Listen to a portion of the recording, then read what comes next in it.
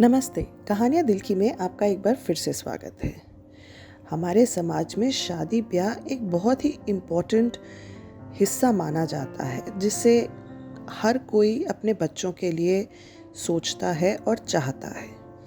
पर क्या हो अगर वो शादी जैसा सोचा है वैसा ही ना हो? तो देखते हैं आज की कहानी में क्या होता है। खोई पहचान। नंदिता हमेशा से एक महत्वाकांक्षी लड़की रही थी। उसने पढ़ाई में हमेशा अच्छे अंक हासिल किए और कॉलेज के बाद एक बड़ी कंपनी में अच्छी नौकरी भी पा ली थी। ऊंचा पद और अच्छी तनख्वाह सब कुछ उसके सपनों के अनुसार था। उसने अपने काम पे पूरा ध्यान दिया और अपने करियर में और भी ऊंचाई तक जाना चाहती थी। लेकिन फिर उसकी शादी हो गई। नई शुरुआत, नया शहर और एक नया परिवार। शादी के बाद उसे अपनी नौकरी छोड़नी पड़ी क्योंकि उसका ससुराल दूसरे शहर में था।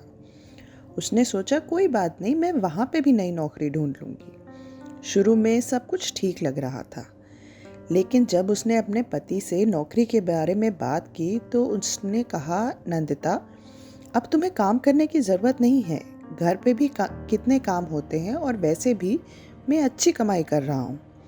नंदिता को एक धक्का लगा, लेकिन उसने सोचा शायद वो कुछ दिन में समझ जाएंगे। उसने अपनी सास से बात करने की कोशिश की। माँ जी, मैं यहाँ पास में एक कंपनी में इंटरव्यू देना चाहती हूँ। सास ने हैरानी से उसकी ओर देखा। नंदिता, अब तुम्हारा काम इस घर को संभालना है। बहू होकर बाहर नौकरी करने जाओगी तो लोग क्या कहेंगे, और फिर घर का ध्यान कौन रखेगा? हर बार जब नंदिता नौकरी की बात करती तो उसे यही जवाब मिलता, अब तुम्हारी जिम्मेदारी इस घर की है। नंदिता को समझ नहीं आ रहा था कि आखिर उसकी पढ़ाई, उसकी योग्यता का क्या होगा। उसने रातों को जागकर पढ़ाई की थी, कड़ी मेहनत करके इस मुकाम तक पहुंची थी, और शादी के बाद ये सब बेकार हो गया।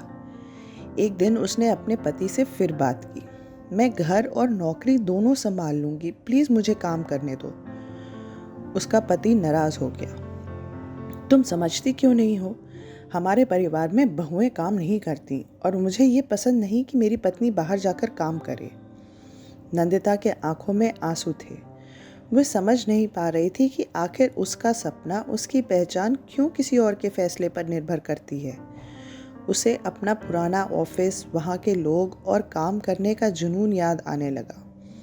वो बहुत अकेला और खोया हुआ महसूस करने लगी। हर कोई उसे यही समझा रहा था कि घर की देखभाल ही उसकी असली जिम्मेदारी है। कोई ये नहीं समझता था कि वह अपनी पढ़ाई, अपने सपनों और अपनी पहचान को लेकर कितनी गंभीर थी। वो हर रात सोचती, क्या मेरी पहचान सिर्फ एक बहू और पत्नी की है?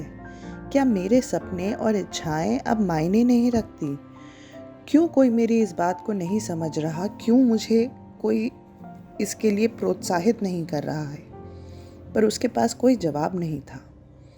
आशा है आपको हमारी आज की कहानी पसंद आई होगी। कमेंट्स में ज़रूर बताइएगा ये आपको कैसी लगी। धन्यवाद।